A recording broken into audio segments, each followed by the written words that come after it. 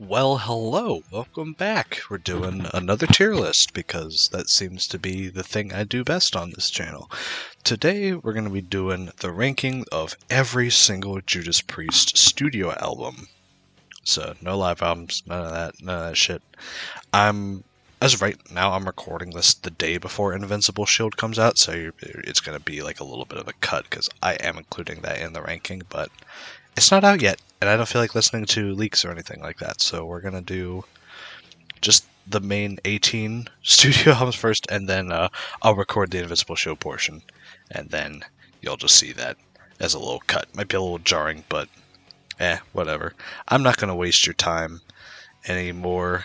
So let's get on with the ranking. I have from S to D because I don't think that Priest have any exceptionally terrible albums. They have some boring ones for sure. Some ones that are not as good. And I have some that are amazing.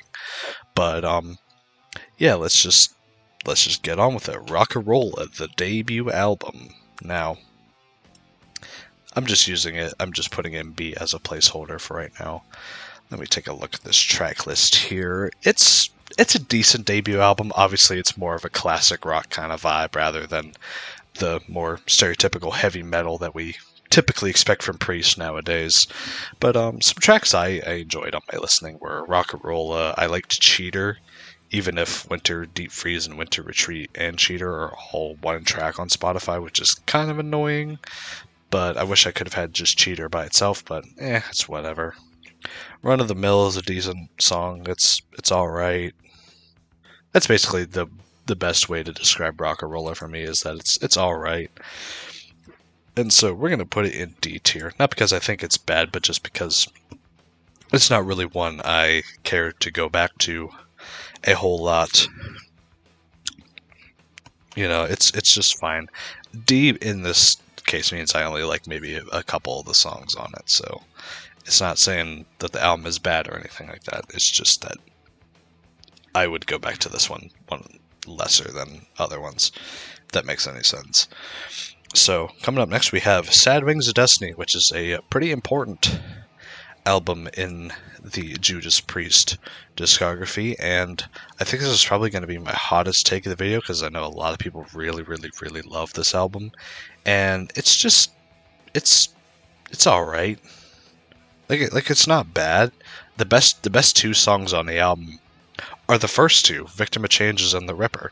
Those songs are great, but this is still more of that like classic rock sound. I just don't go to Priest for that kind of sound. I'll listen to like Rush or AC/DC or Queen if I want that kind of sound. So we're gonna put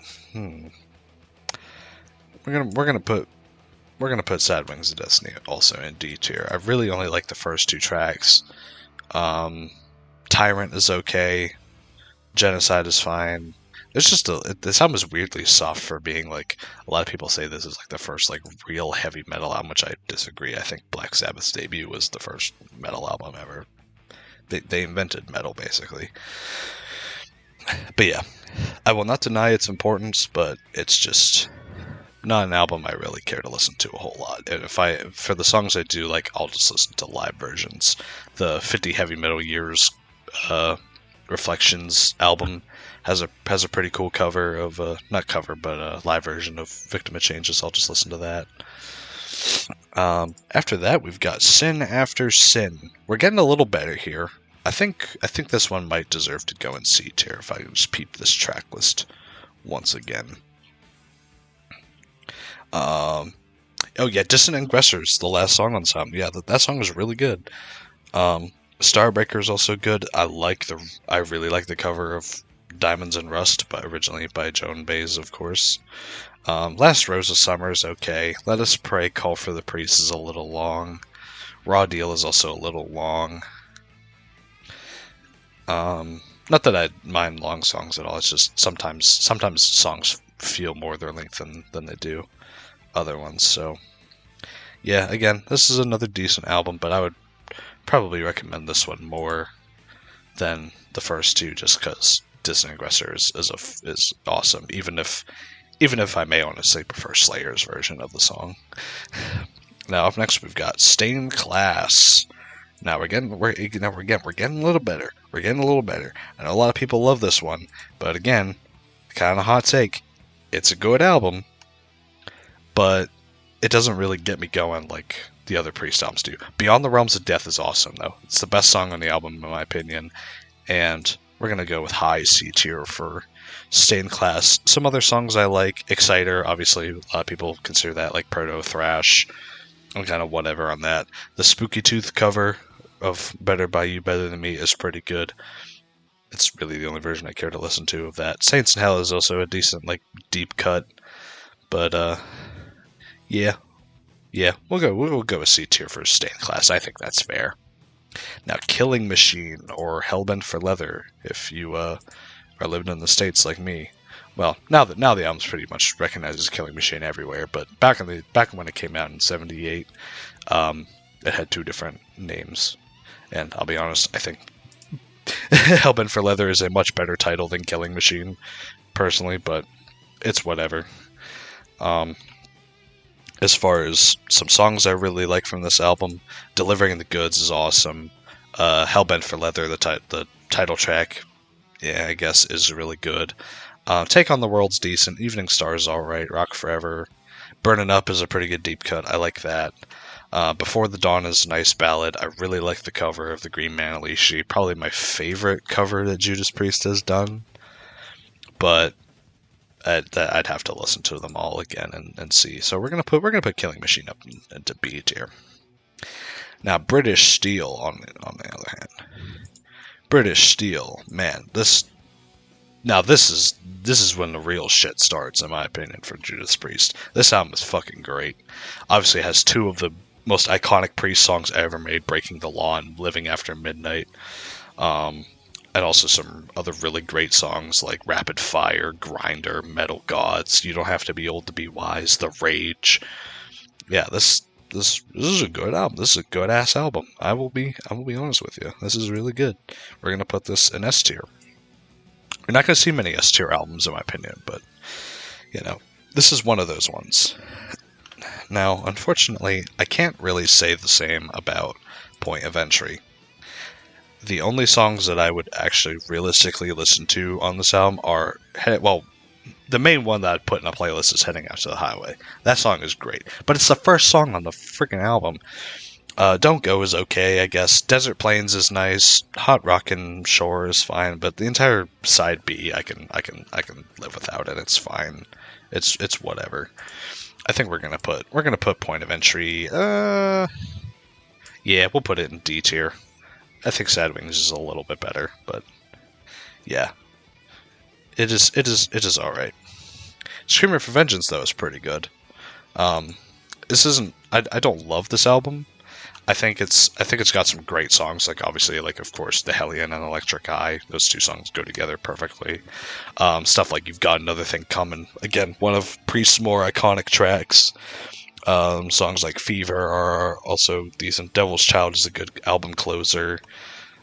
Take These Chains is decent. Bloodstone is pretty catchy. Even the bonus track Prisoner of Your Eyes from like the 2001 remasters is also pretty solid. So I think Scream of Vengeance is worthy of A tier. And you know what? While we're at it, so is Defenders of the Faith. I think I actually like Defenders of the Faith more than Screaming for Vengeance. I'm going to be honest with you. This album is full of bangers. It's got Free Will Burning. It's got The Sentinel, which is probably my favorite song on this album. It's got Eat Me Alive, which was on the PMRC Filthy 15. It's got Some Heads Are Gonna Roll, which I heard it's kind of controversial in the Priest fan base, I think. I know some people don't like it, but I think it's a badass song. Rock Hard Ride Free is pretty good too. I'm not sure if I mentioned that. Although I think the album kind of has a weak finish with Heavy Duty and Defenders of the Faith, but the rest of the songs are pretty good, so we're gonna keep that where it is. Now Turbo is an album that I think gets a little bit overhated. It's not nearly as bad as a lot of people make it out to be. It's not great, sure, but Turbo Lover's pretty good, right? And Wild Nights, Hot and Crazy Days, that song is pretty good too. Parental Guidance is alright. Private Property, yeah, this is fine, and it's not nearly as glam metal as you would expect. It sounds like Priest to me, especially like mid-80s Priest, where it's basically like classic rock with a little bit of glam in there, not super duper like trad heavy metal, like not what you expect from like Motorhead or like Iron Maiden or something like that, but or basically any other new wave British heavy metal band. But I think Turbo is fine. We're gonna put it in C. I think C is a more than fair. Ram It Down makes me feel nothing. I'm just gonna say it.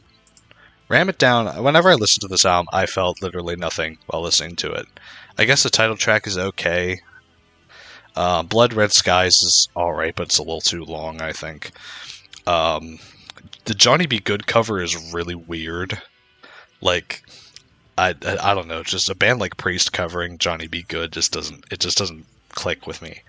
And also, these song titles are really, really generic. Like, I'm a Rocker, Love Zone, Heavy Metal, Monsters of Rock, like really? This is according to Wikipedia, it's the 11th studio album, and we're getting this is not it. I'm putting Ram It Down in fucking D tier. Also, yeah. At least Point of Entry has Heading Out to the Highway. At least I could say that. But yeah. Now, Painkiller, though. Painkiller. Also, another mention is that Turbo was supposed to be a double album, and Ram It Down was supposed to be like the second half of it, which was going to be more heavy. But that didn't happen, so they kind of had to like scramble together to make Ram It Down be like a standalone album, and yeah. Still not great, though. I still really am not a fan of this. Actually, we're gonna put it last place just because I feel like it, just to spite this fucking thing. But Painkiller, though, Painkiller is fucking incredible, though. This is a really, really, really good album, I think, at least. Obviously, the title track is one of the most iconic metal songs of all time, not just of Priest's catalog, but all of metal. Yeah, there's tons of great songs here. Hell Patrol, All Guns Blazing, Nightcrawler, one of my favorite Priest songs ever. One Shot at Glory is an awesome album closer. A Touch of Evil, Battle Hymns, whatever. It's an interlude, it's whatever. Yeah, Leather Rebel, Metal Mountain. Yeah, I like basically every song on this album. This is the good shit. We're gonna put this at S tier. I even like this more than British Steel, because even British Steel has a couple songs I'm not like super duper crazy about. But yeah, now we get to an interesting point in the band's history with Jugulator. So at this point in time, it's the mid to late 90s. Rob Halford wanted to take a break. The rest of the band saw that it's him leaving, so they replaced him with Tim Ripper Owens. It's an interesting way of how that happened, because I read Rob Halford's book Confess, and also KK Downing's book, I believe it's called Heavy Duty. Both really good reads, by the way. I recommend those books if you're a Priest fan. But yeah, it was just an interesting time, and this album is more like groove metal oriented. It's quite heavy for a Judas Priest album, actually. But yeah, and Ripper Owens sounds great. He's a good singer. Yeah, I mean, a lot of you probably know him from Iced Earth and among other bands. I think he has a solo project. He's just kind of everywhere. He sings in KK's Priest now, which is KK Downing's like kind of Judas Priest offshoot kind of thing. I don't know, it's weird. But Jugular, pretty solid album. I wish it was on Spotify. I know why it's not on Spotify, because one, the original label, Steamhammer, is not, or SPV rather. I've heard both names. They don't exist anymore, which sucks. You know, it's like the same thing with like all the Tony Martin era Black Sabbath stuff. It's just the label went out of business, so they can't really do a whole lot about that, which just sucks. But yeah, I mean, they tuned down a little bit. I'd say some songs to check out would be Jugulator, Burn in Hell, Bullet Train, and the closing track, Cathedral Spires. It's pretty cool. It's like 9 minutes long, but it's pretty good. We're going to put this in C tier. Actually, yeah, we're going to put a high C tier, actually, because I feel like it. Demolition is the other Tim Ripper Owens era record, and it's okay. It's way too long. But and some of the songs are kind of goofy, like Cyberface. But yeah, if you're gonna listen to any songs off this album, I'd say check out Machine Man, Metal Messiah, One on One. Hell is Home is pretty good. Also, The rest of it's alright. I could do without some of the ballads on it, but yeah, Demolition, we'll put it in D tier. I think that's fair. This one actually is on Spotify though in the US. I heard it's not in other places, but if you're able to listen to it, I definitely say give it a listen. Your mileage may vary on it. Now, we're back in the mid 2000s. Halford's back. Yay! Yeah, that's always a good thing. And we've got Angel of Retribution in 2005, and not a bad album. It's kind of weak, given that it's Rob Halford's return to the band, but it ain't bad. It's far from bad, I think. I think we're gonna put it in B tier. I think that's fair. Judas Rising is a good album opener. Revolution's also okay. Angel's a pretty good ballad. Hellrider is badass. For some reason, Loch Ness is 13.5 minutes. I don't know why. The rest of the song, the only other long song on the album is Hellrider, which I didn't even realize that's 6.5 minutes. Holy shit. But yeah, we're going to put Angel of Retribution in B tier. I think it's good.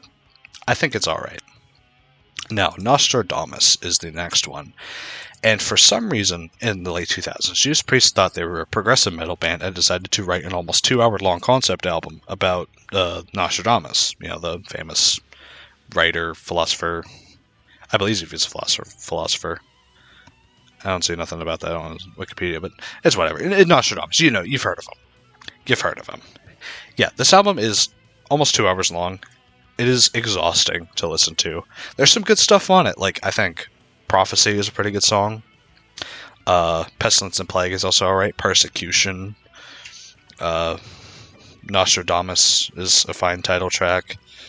Exiled is also a pretty decent track. But really, to kind of get the whole vibe of the album, you have to listen to the whole thing, and I don't really see myself doing that. We're going to put this in low C. I think low C is pretty fair, I think. Now, Redeemer of Souls. This album is alright, I think.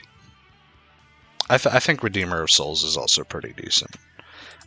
With the deluxe tracks, it is pretty long, but I like Halls of Valhalla. That's probably the best song on the album. Sword of Damocles is pretty good. The opener, Dragonaut's not too bad. March of the Damned is also a decent track.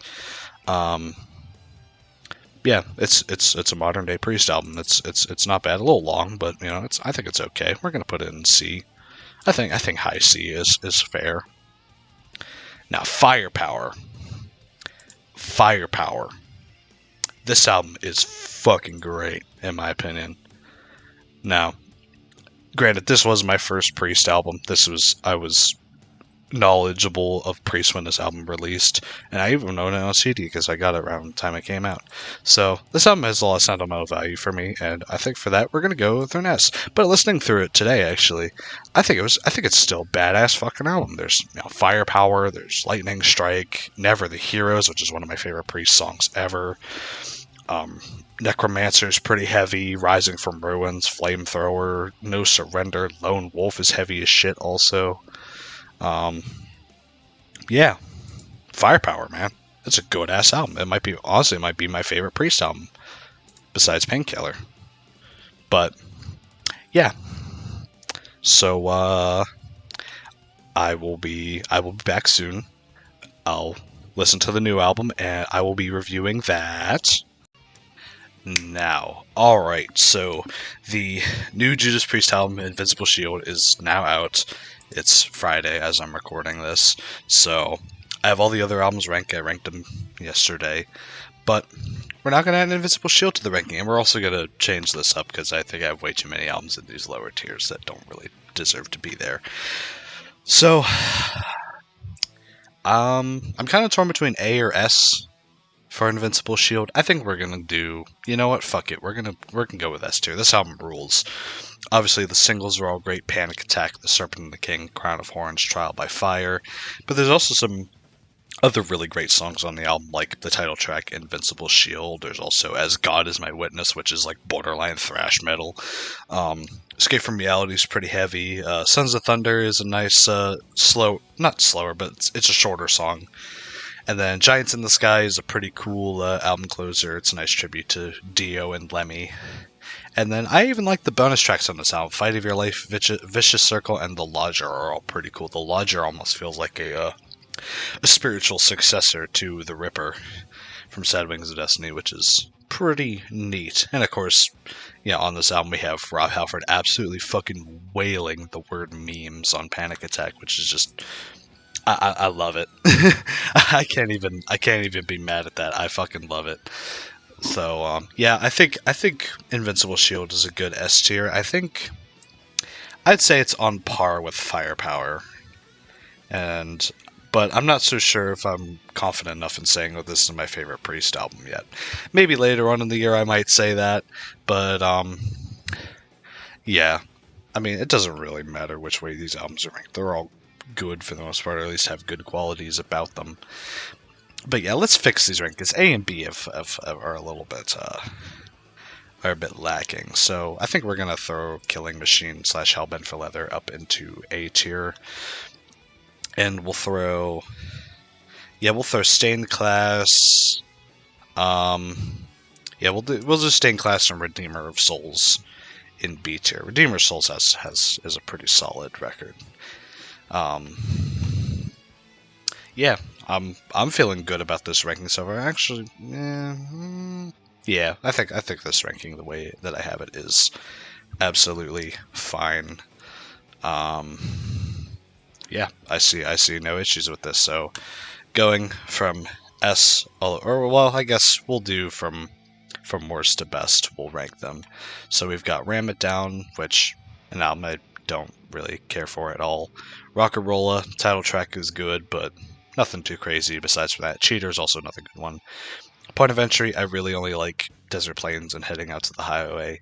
Demolition is cool. The first few songs are pretty good, but then it kind of dips off in there.